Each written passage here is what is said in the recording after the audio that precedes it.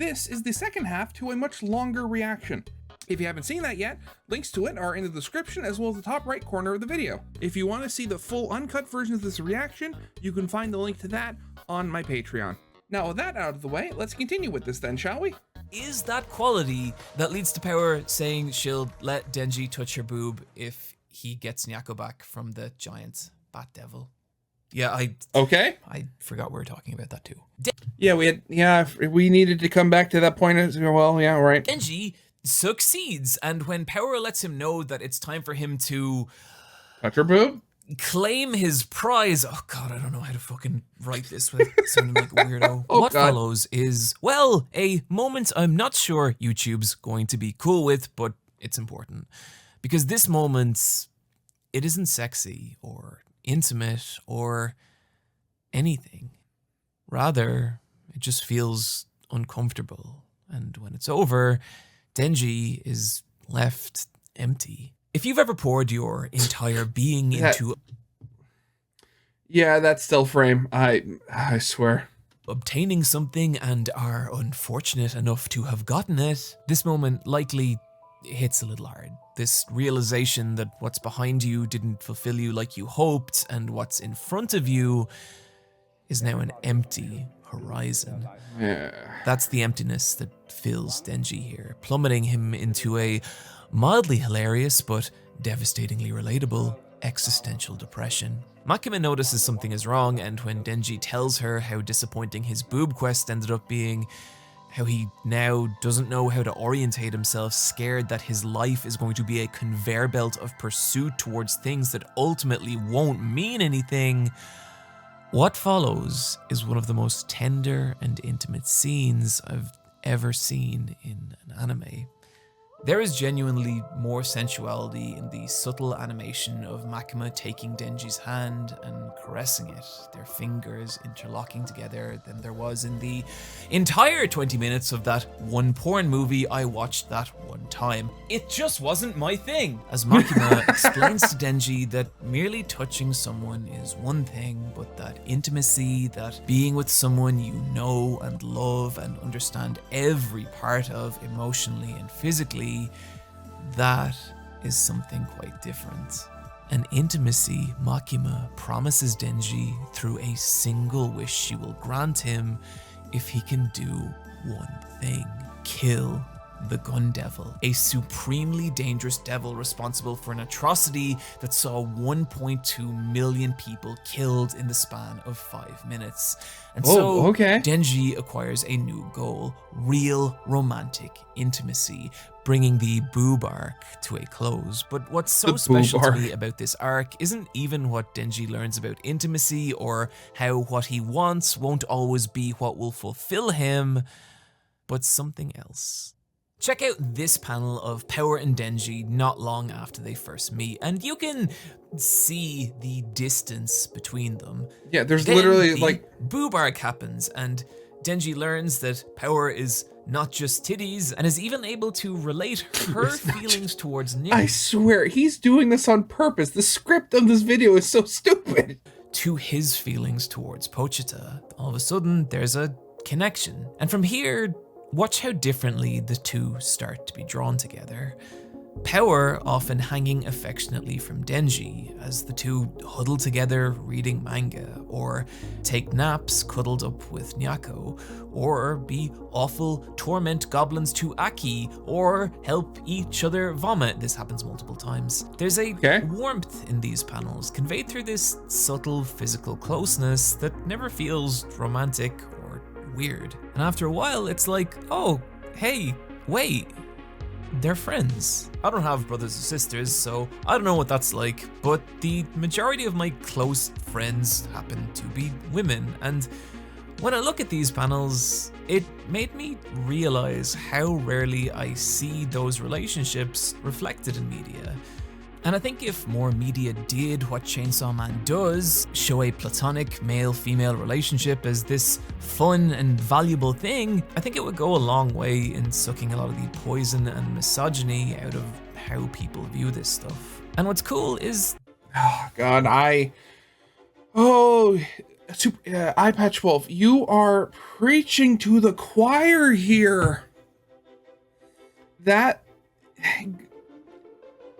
showing platonic male women like friendships is such a rare thing. I would love to see it more. It just, and granted, I, like a lot of people, can obviously suck up and can fall in love with watching a good romance. But at the same time, it can be so infuriating when you see one where it started out of them being friends and you want to see that continue, and then they start, you know, sneaking in like the romance parts of it and stuff like that. And while there's a part of you saying, oh god, yay, these two, I want to see them get together, they'll get together.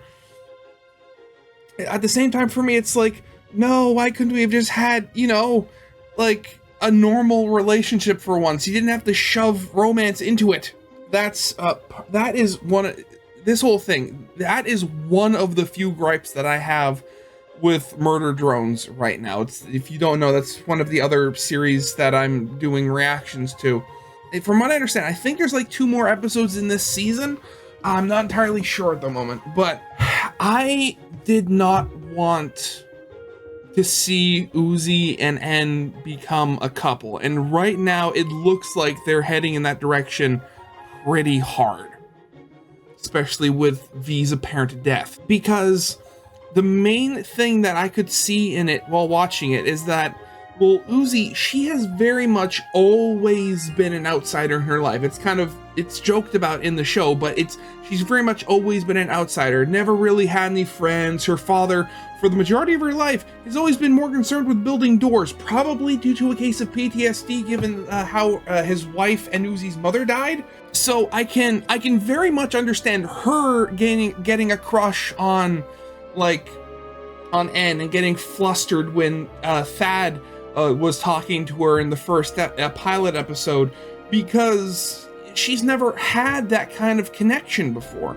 I can get that sort of thing where she gets the feelings, and then like through the arc maybe she learns that, hey, maybe like a romantic relationship isn't the best thing for me with this person.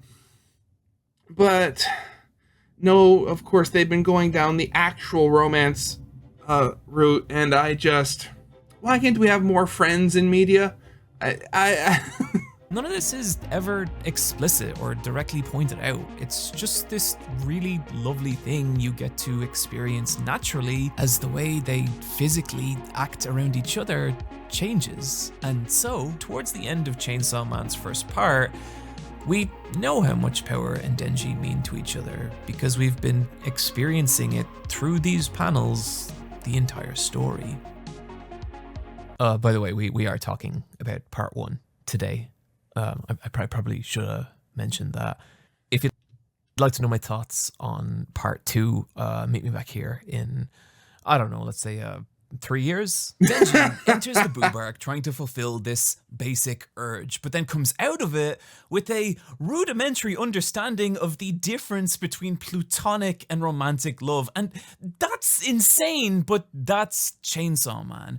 Yeah, it's not a story of growth if I've ever seen power one. levels or the acquisition of new abilities, but of this person starting from zero, learning what it is to be human. And one scene that illustrates this so beautifully is when Makima takes Denji to the cinema, and the two spend the entire day watching movie after movie. And Denji notices something. He's not really having the same reaction as the other people around him, and he worries that he's not like other people, that he doesn't feel emotion the same way. But then he also notices that Makima is not having that same reaction either. After each film, they discuss what they liked and didn't like about it, until finally they sit in an empty cinema in front of the final movie. And Denji sits there, waiting for the film to be over, when suddenly, for reasons he doesn't quite understand, a scene from this movie hits him, and he's shocked when he begins to feel tears roll down his face. He glances at Makima, terrified she'll see him crying, only to see tears streaking her face as well. It's a beautiful moment, one central not just to Makima and Denji's relationship, but Chainsaw Man as a whole. This chapter blew me the fuck away. I have never seen a series about something like a boy made of chainsaws beating the shit out of monsters do something as wild and beautiful as spend an entire chapter on the emotional power of art. But that's what's special about Chainsaw Man. Through all the insanity, it is this journey of just fucking learning to be human. But critically, it's not just Denji on that journey. Next to Denji in power, Aki is strange. A devil hunter by choice, he's not emotional or wacky. He's calm, his actions instead coming from this cold, calculated place of logic. What hair? There's a scene in episode 4 that conveys this really excellently, where we spend 2 entire silent minutes just watching Aki go through his morning routine. We watch him grind the beans for his morning coffee and enjoy a cigarette in contemplative silence. And it's like everything he does has this meticulous, measured sense of purpose, giving this beautiful insight into his tight, structured internal world. But there's something. So he does that by choice? The hair thing, I mean? Too. Everything Aki owns serves a direct function, either in the preparation of food or maintenance of the apartment. But Aki has no pictures on his walls. Nothing he has says anything about who he is, what his interests are, or if he has any friends. The closest thing he has to any decoration is the clutter of official-looking documents taped to his fridge, and that's because to Aki, his home isn't really a home. It's just a tool that allows him to eat and sleep, all in pursuit of the only thing he really cares about. When Aki was a child, he watched his family obliterated by the gun devil, and now his single driving motivation is revenge for that act. And to Aki, if something in his life isn't directly helping him achieve that goal, it carries no meaning, whether that's Denji, power, his apartment, or his own mortality, the cursed sword he fights with, shaving literal years off his life. But just like Denji, just like power, Aki has an exception. It's hard to know what to make of Himeno when we first meet her. Loud, boisterous, inappropriate. She's constantly flirting with other members of the cast, but it's not long before that veneer slips away and we peer into something sadder. When Aki first meets Himeno, she's burying her 6th partner, who Aki is now replacing. The closeness Himeno forces with others likely coming from the fear that as devil hunters, she could lose them at any moment, and so is just trying to make the most of her time with them. Himeno having one request for Aki: don't die. Himeno becomes Aki's exception, the one person he lowers his guard around and enjoys life with. And through a series of flashbacks, you start to see how this relationship has shaped Aki. Like one scene where Himeno tells Aki that if they're going to be partners, he's going to need to take up smoking so that she has someone to smoke with. Aki protests, saying cigarettes rot your bones, before finally giving in and saying that this one time he will smoke his first and last cigarette for her. We then smash cut to years later, Aki anxiously asking Himeno if she has any cigarettes left. Okay. I love this. It's funny and it's such a small moment, but it contains so much of what Chainsaw Man is. Up until now, we've just seen Aki smoking as an Aki thing, as something he does, but now we feel Himeno's fingerprints in that behavior. But it's not just that. Aki's drinking, his piercings, his eventual realization that just existing for the people you love can be enough. These are all the ways that Himeno has shaped Aki. She is responsible for the most human parts of him. Oh, God. This whole... I was saying before how throughout this entire thing, I've been flip-flopping on whether watching this has been making me want to watch Chainsaw Man at all.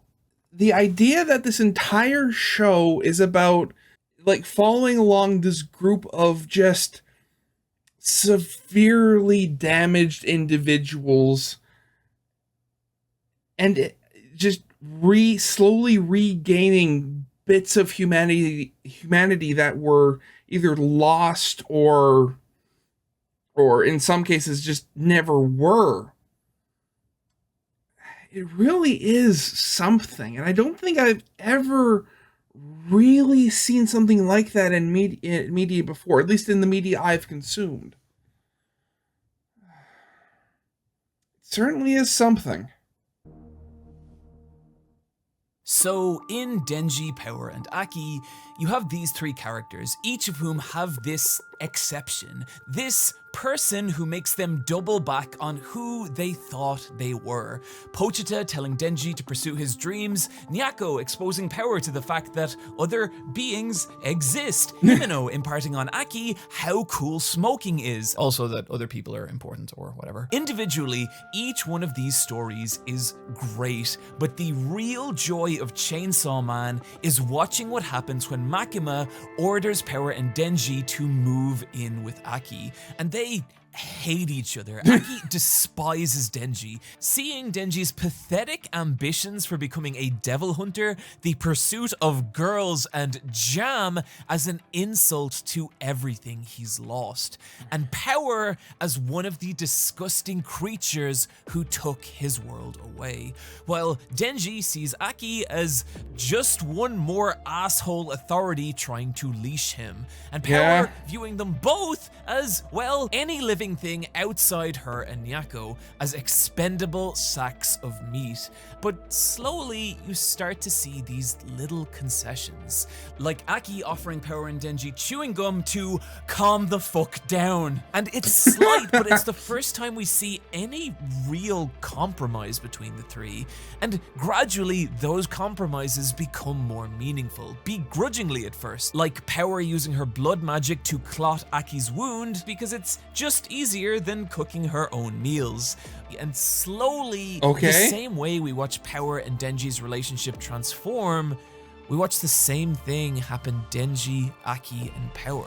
They share meals together. They get in silly arguments about things that could not possibly matter. They take trips together. They even comfort each other, like this panel of Denji and Power all sleeping in the same bed because Power has started having nightmares and is scared to sleep alone. Someone in my Discord recently said how a lot of the appeal of Chainsaw Man is getting to sit around a table with these three idiots, and I agree with that.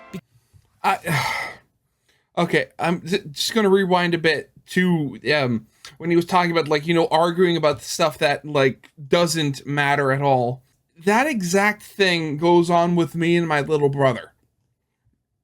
Me and him will start arguing about something that really doesn't matter at all, and then if we're around our mother, she'll like ask us, like, how can you guys like argue with stuff like this and all that sort of stuff, like, you shouldn't, your brothers, yeah, but at the end of the day, like, what I'll say to her is, like, I mean, we're brothers, what else are we supposed to do? I mean, she had 3 sisters, for crying out loud. I mean, none of the stuff we ever argue about is of any weight whatsoever. We're picking at each other for no reason, but that's in the cards. We're siblings. It's in that was a contract written in blood. Because it's in those moments you realize not just, oh, hey, they've become a weird little family, but something more.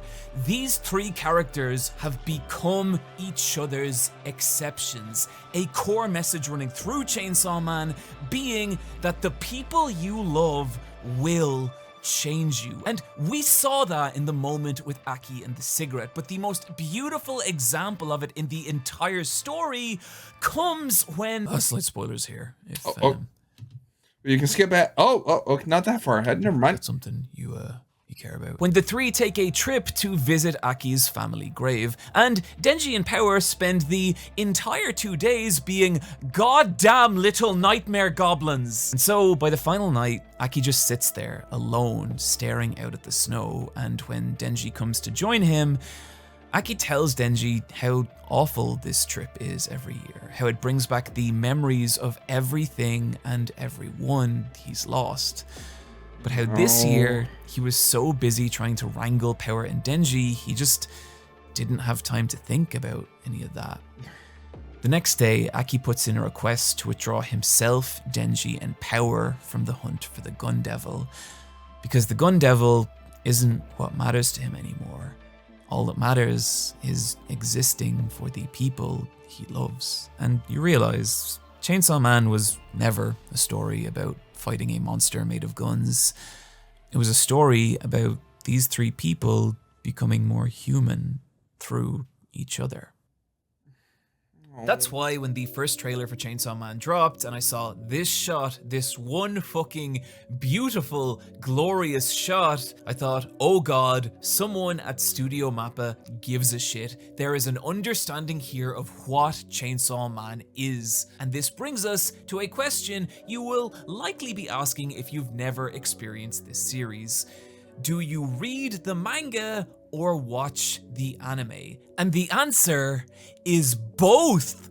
Of course. The manga, but it's complicated. Okay, so before I make some enemies here, I just want to say a manga as good as Chainsaw Man is rare, but then having that manga adapted into an anime adaptation to this level of quality, that is an occurrence so unlikely and joyous it deserves its own goddamn national holiday. And the criticisms I am going to level against it are honestly more emblematic of just how difficult the process of adaptation is, rather than a direct failing of Studio Mappa. But first, let's throw the anime its flowers. Okay. The best thing any anime adaptation can do is not just translate the source material, but elevate it. The process of anime adaptation means inherently fighting from a deficit, and so using the strengths of sound, motion, and color to express parts of the story world and characters not possible in manga is key to any anime adaptation justifying its own existence. And one immediate and powerful way the Chainsaw Man anime does this is through its voice acting. Tomori Kusunoki injects each one of Makima's lines with the subtle seductive control and power of a snake about to rip into a mouse. Kenjiro Suda growls Kashiba's dialogue like he's just spent the night gargling rocks and now really needs a coffee, while Feruz Ai delivers Power's speech with the unrestrained energy of a Muppet that's just set itself on fire, which means she killed it. A Muppet that set itself on fire. That is a description of a voice actor I have never heard before. It all builds on these characters, letting you experience them in a way not possible through manga, and that goes double for the animation. Let's look at the animation on Power. In the manga, there's this suggestion that Power is constantly in motion with this frenetic fidget energy, but in a medium of still images, you're limited in how to express that idea, resulting in panels like this one. But in animation, you can go buck wild, capturing the tiny, frantic nuances of how Power moves, how easily she gets distracted by her surroundings, inserting little yawns to show her limited attention span, or the frantic fashion in which she dashes away the moment something grabs her attention. And it's not just a case of, oh, these scenes look nice or are animated well, but how they inform you on just how fucking annoying power is to be around, which in turn makes it even more meaningful when Aki and Denji start to cross that barrier. I'd say the same for Kobani, the animation capturing what an absolute little pissing mess she is in a way that's not really possible through still images. Backing up that animation is some incredible storyboarding. It really feels like the storyboard artists put each tiny panel under a microscope and asked themselves, how do we make this feel fucking awesome? Meaning even kind of nothing shots like an old man sitting in a car turn into this. And I just watched episode 9. Okay. Well, I need to stop adding parts to this video or I will lose my fucking mind. Of course you will. I just had to say what an absolutely incredible piece of cinema that was. 22 minutes of horrific carnage shot, directed and animated to a standard I just don't know I've seen from televised anime. The most egregious use of 3D was never bad enough to pull me out of the moment, and even if the show's ambition occasionally outstripped its production, I'd much rather see an anime try and fail at something interesting rather than endure a parade of mid-shots. I've seen complaints about the show's color palette, and to those people I say, you are insane, and I respectfully disagree. Chainsaw Man's desaturated, washed out world means it doesn't feel like a fantasy. It just feels harsh and dirty and real, much like our own. The grimness of Chainsaw Man's art direction not allowing us to forget that this is a world just as vile and violent as ours, which brings us more so in some conveniently cases to possibly the biggest way the anime elevates the material of the manga. Chainsaw Man's battles are not like other shonen. The battles, Rather than right, the yeah. drawn-out mind games of a resourceful young protagonist outwitting his opponents, which, no hate, I also love, Chainsaw Man's fights feel like kaiju battles on speed. Vile, gory wars of attrition between two monsters tearing each other to pieces. Fights in Chainsaw Man feel more like car crashes than battles, with delicate characters that can usually only endure one or two major attacks before dying, meaning fights are often over very quickly, rarely lasting longer than a single chapter. And these battles are fun, but I get the feeling they are secondary to Fujimoto. Unlike a lot of traditional shonen, the fights feel more like the result of the story, not the reason for it. And so are appropriately brief.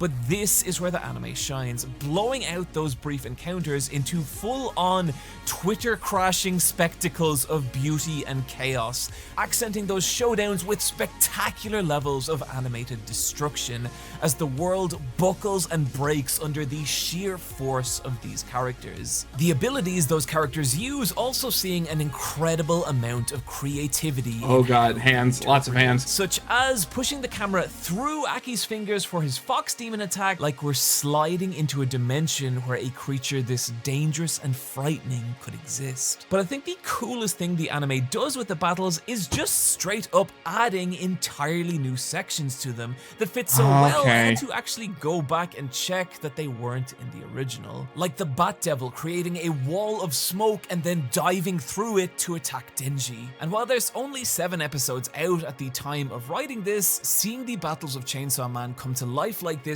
makes me so excited for the showdown with the Bomb Devil, the speed of Quan Chi, or the encounter with the Darkness Devil. But I think out of everything positive I could say about this anime, and trust me, there's a lot, the strongest recommendation I could give is that, you know that morning routine scene of Aki we talked about? Yeah? Well, this is exclusive to the anime. It doesn't happen in the manga, making it the official Supereyepatchwold best anime filler of all time. Because think about the people who had to stand up in front of producers and directors and argue for the inclusion of a scene this subtle and the hundreds of man-hours it would take to complete.